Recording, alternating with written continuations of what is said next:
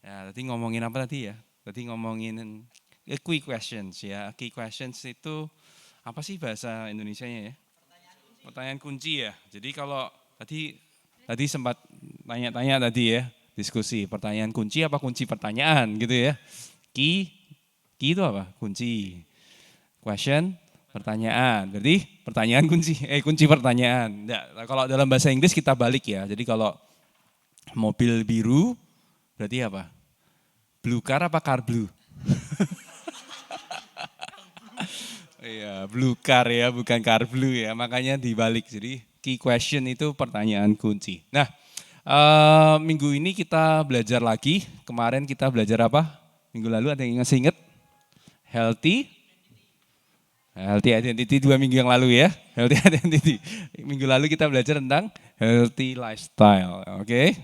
Wah, lupa ya seminar. Nah, minggu ini kita mau belajar pertanyaan kunci nih. Karena ini pertanyaan yang sangat amat diperlukan, ya, sangat amat diperlukan. Jadi kalau Anda nanti sudah ketemu ini, tolong disimpan dengan baik-baik, ya, jangan pernah lupakan, oke?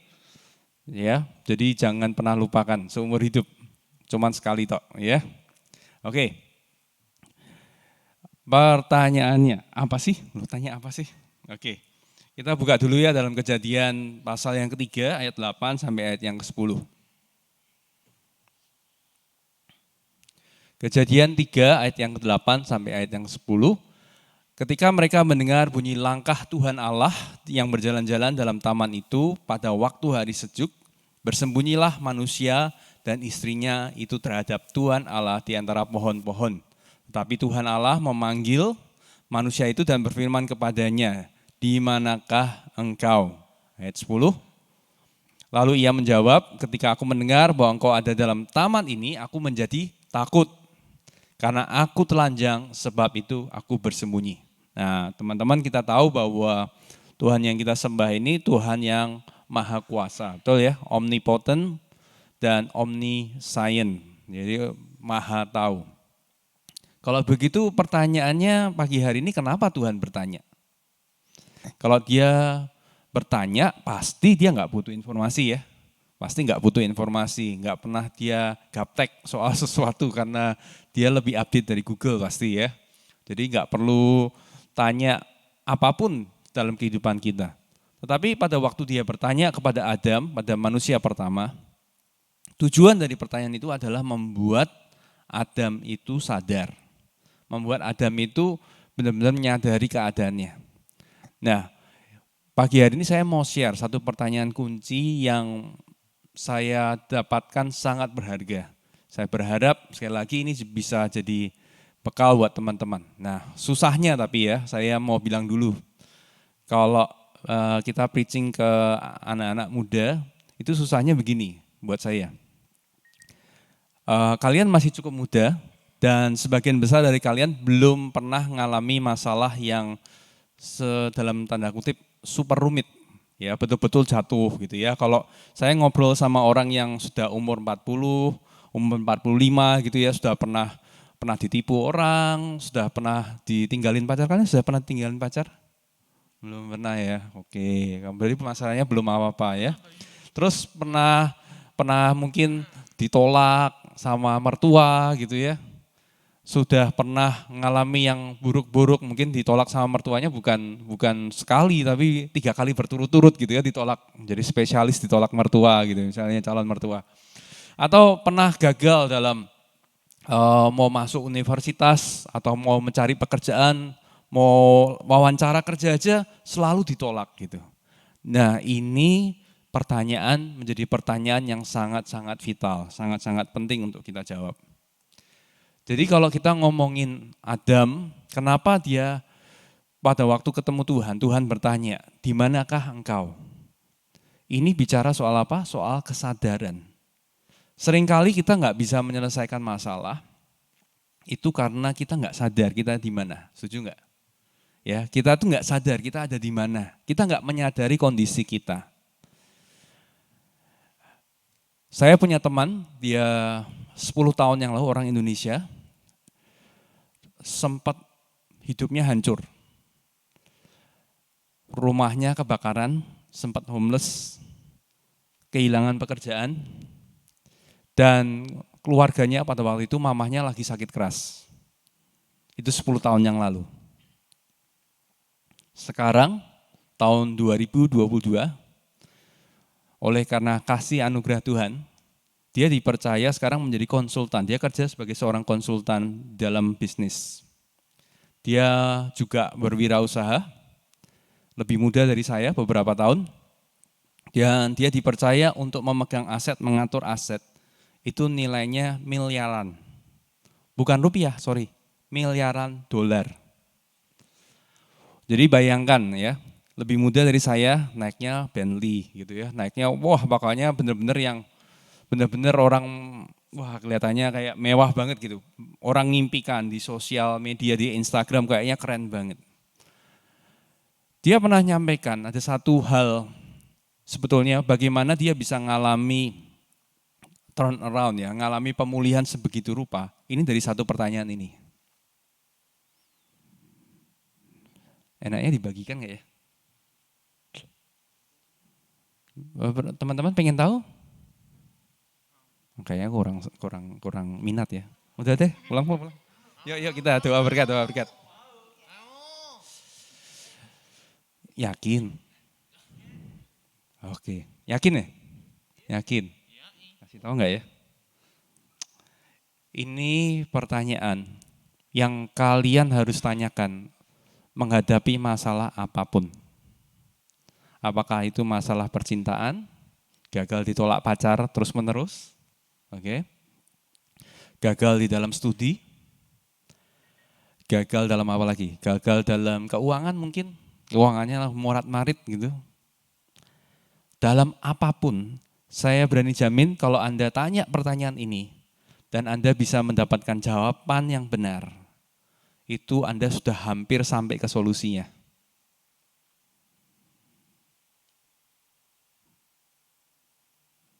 Siap? Beneran siap?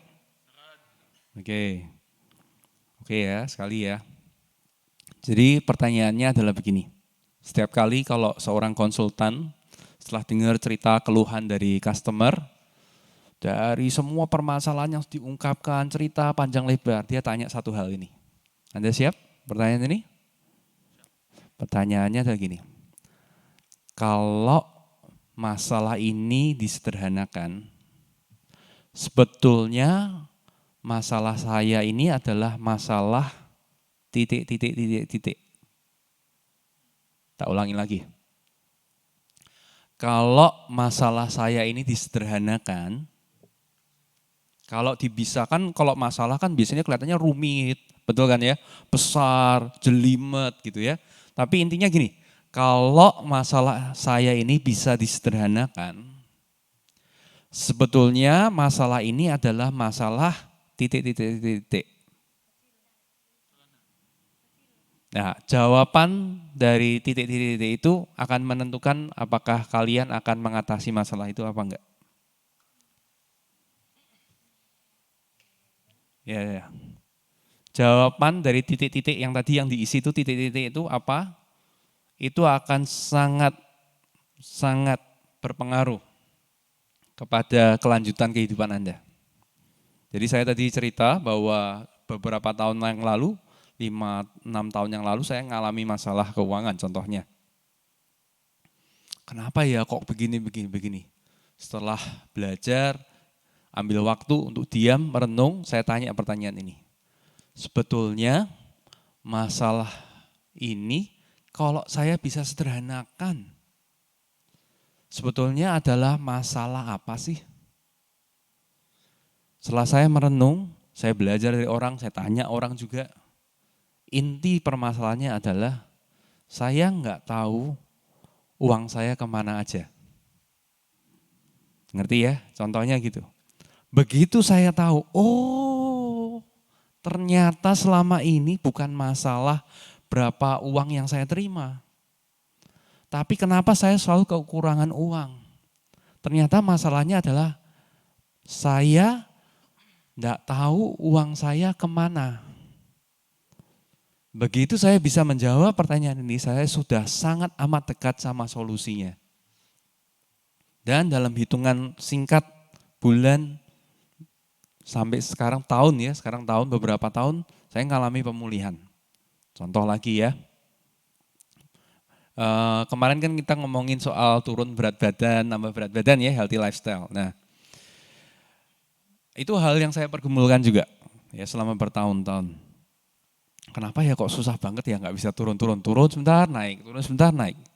Oke, kita aplikasikan pertanyaan yang sama. Oke, siap ya?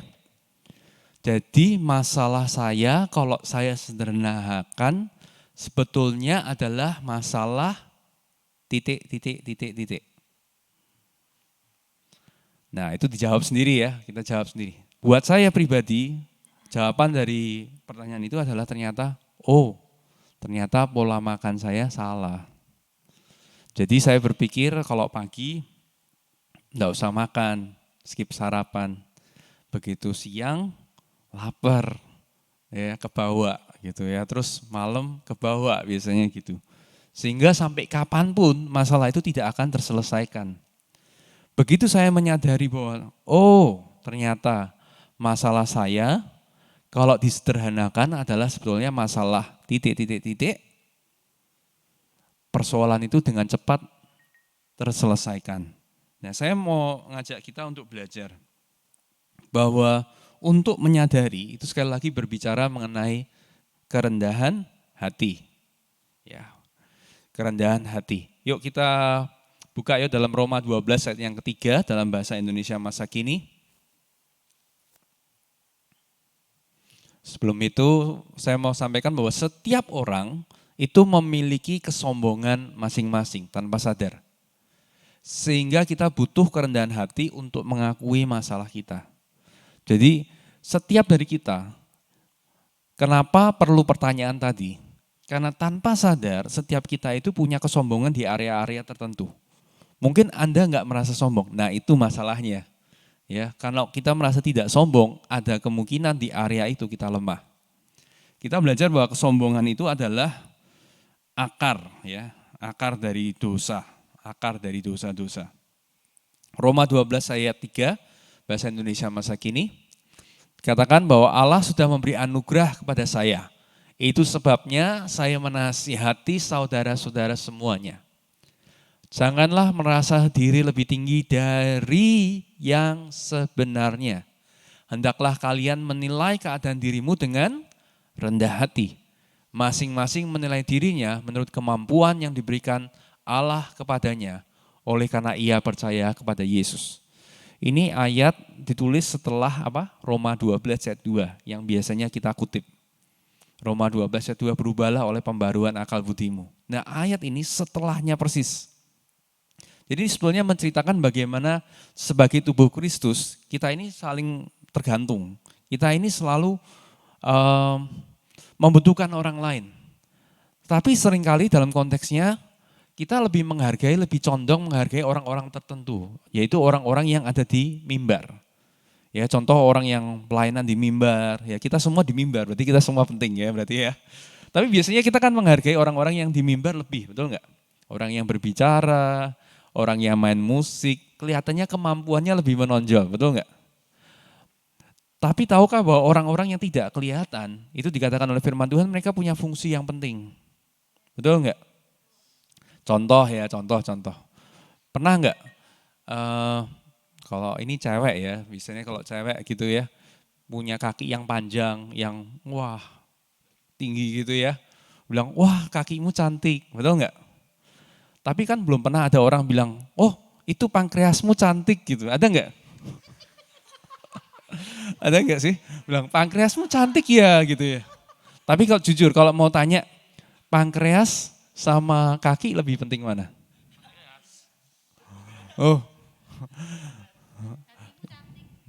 Iya tuh hati cantik tuh.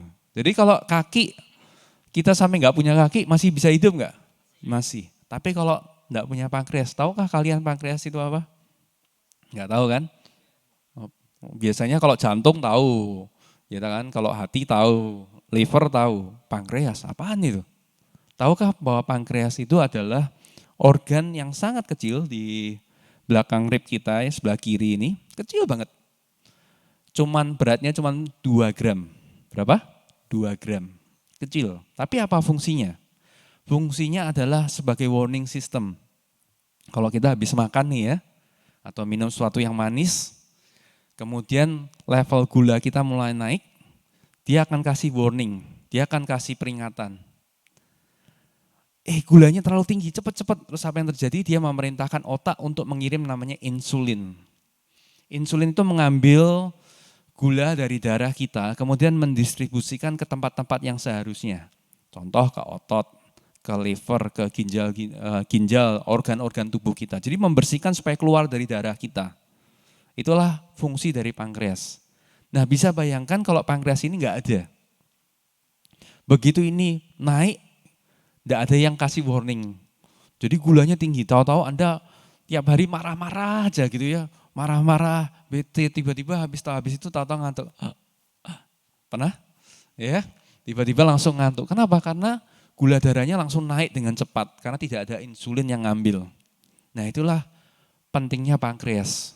Jadi bayangin, Anda bisa nggak punya kaki, bisa tetap hidup. Tapi dijamin kehilangan pankreas, dalam waktu seminggu Anda mati. Pasti mati. Jadi organ tubuh yang tidak kelihatan, firman Tuhan katakan itu punya fungsi yang lebih penting. Nah, seringkali yang kita lihat adalah kemampuan. Padahal prinsipnya adalah begini kebenarannya, kemampuan adalah anugerah. Sama-sama yuk katakan, kemampuan adalah anugerah. Jadi teman-teman yang saat ini mungkin Anda punya kemampuan, punya skill, talenta yang orang lain gak punya. Jangan terus menyombongkan diri, bilang, aku lebih hebat, aku lebih sip, lebih kelihatan, lebih bisa show gitu. Jangan lupa bahwa Roma 12 ayat 3 katakan bahwa kemampuan itu adalah sebuah anugerah. Anugerah itu apa? Pemberian, hadiah. Oke, karena tujuan dari kemampuan adalah untuk membangun tubuh Kristus. Jadi kalau teman-teman merasa Anda punya bakat untuk nyanyi, bakat untuk untuk dance mungkin, bakat untuk public speaking yang luar biasa. Tahulah itu bahwa semua itu diberikan tujuannya bukan untuk menunjukkan diri, tetapi untuk organ-organ yang lain, untuk membangun tubuh Kristus. Amin. Ya, jadi kita harus ingat bahwa tidak ada ruang untuk kesombongan di dalam kehidupan kita.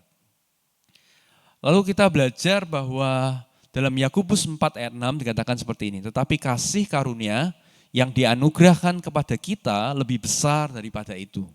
Karena itu ia katakan Allah menentang orang yang congkak, tetapi mengasihani orang yang rendah hati. Nah, di sini saya mau katakan bahwa Tuhan aja dikatakan Tuhan itu menentang.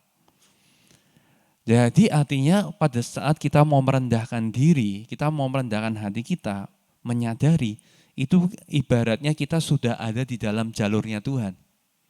Kalau kita mau mengalami Tuhan menolong kita, mempromosikan kita, kasih terobosan, gak ada jalan lain.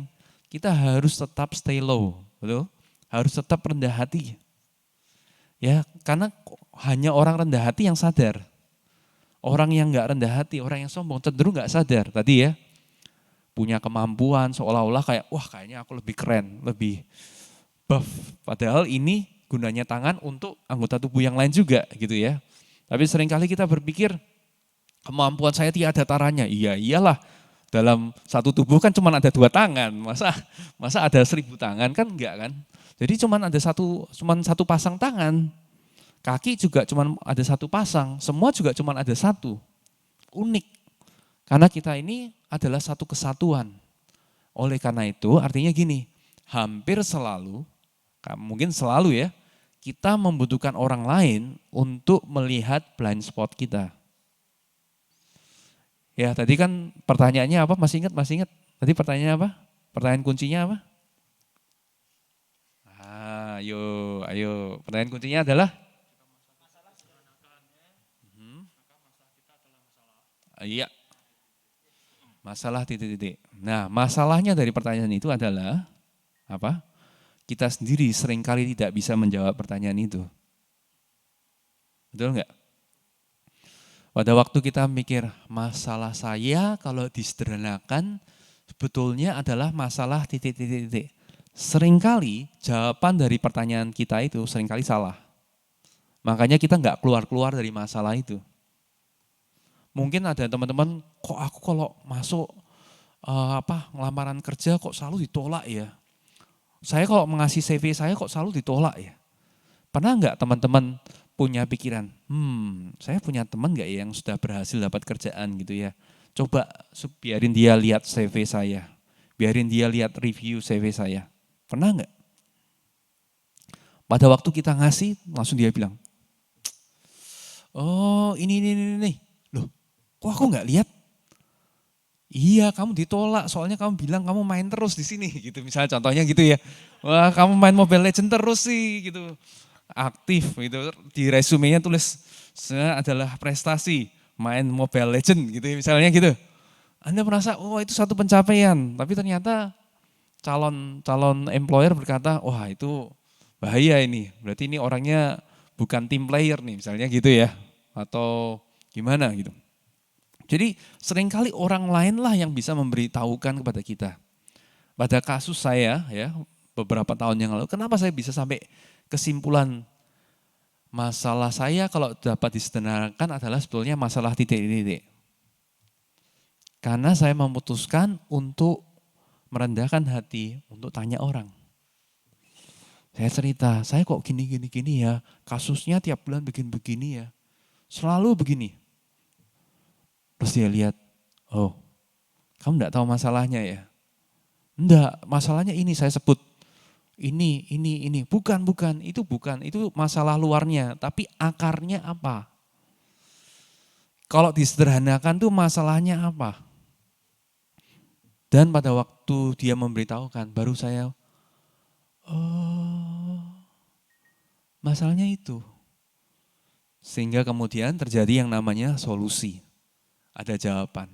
Nah teman-teman saya mau katakan bahwa penting sekali untuk menjaga namanya postur kerendahan hati. Teachable, bisa diajar. Mazmur 139 ayat 23 berkata seperti ini. Selidikilah aku ya Allah dan kenalah hatiku.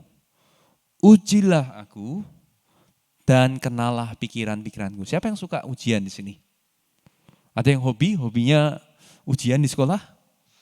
Kita cenderung nggak suka diuji, betul ya? Cenderung nggak suka yang namanya harus ambil tes, nggak suka.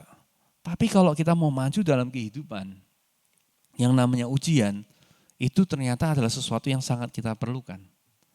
Supaya apa? Supaya kita bisa mengenali diri kita, mengenali apa yang kita lakukan. Oleh karena itu prinsipnya gini, bahwa masalah itu selalu selesainya mulai dari dalam kita.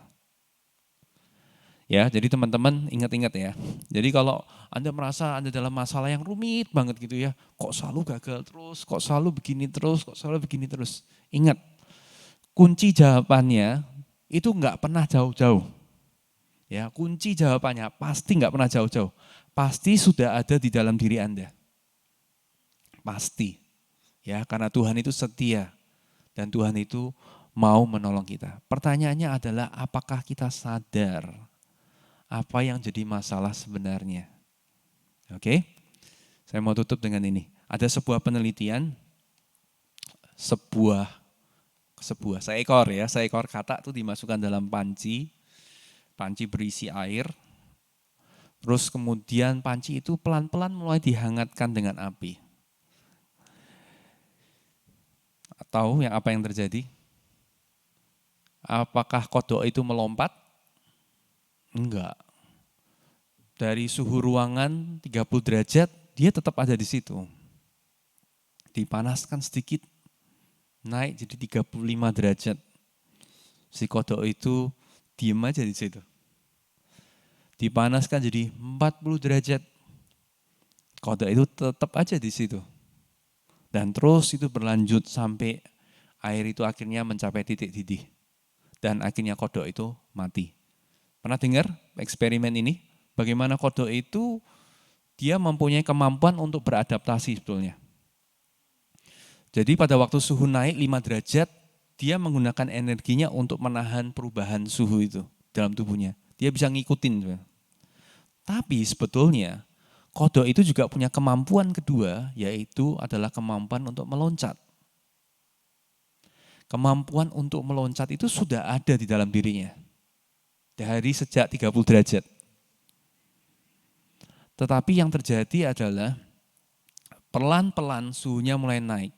Dia menghabiskan energinya itu untuk bertahan, untuk menyesuaikan suhunya dengan keadaan di luar. Sampai terlambat. Pada waktu suhu sudah terlalu tinggi, dia mau meloncat pun dia sudah nggak punya kemampuan. Jadi pelan-pelan mati. Nah, berapa banyak dalam kehidupan kita, seringkali itu kita tidak menyadari apa yang terjadi dalam kehidupan kita. Makanya saya selalu bilang kita butuh komunitas. Ya. Orang-orang yang betul-betul memperhatikan, mengasihi kita. Kadang-kadang masukannya nggak enak. Masukannya mungkin, ayo cepetan ini mau panas, loncat dong gitu ya. Tapi kita merasa aman kok, masih nyaman kok. Padahal kita tidak sedang menyadari kalau kita sedang membunuh diri kita sendiri. Ya, kemarin saya dengar ada sebuah presentasi tentang diabetes tipe 1. Bagaimana diabetes tipe 1 itu ada dalam makanan orang yang mengalami ini, mereka struggle karena insulinnya hilang. Ya, karena 1-2 hal, insulinnya hilang. Jadi mengerti bahwa ternyata yang kita pikir baik, ya makanan-makanan yang kita pikir baik itu sebetulnya perlahan-lahan sedang membunuh kita. Tetapi seringkali kita tidak menyadarinya. Jadi kunci, ya pertanyaan kunci yang harus kita pegang adalah namanya kesadaran, menyadari. Sekali lagi apa pertanyaan kuncinya? Kalau masalah ini dapat disederhanakan, sebenarnya masalah ini adalah masalah titik. Saya berharap ini boleh jadi berkat buat teman-teman. Tuhan Yesus memberkati kita semua. Amin.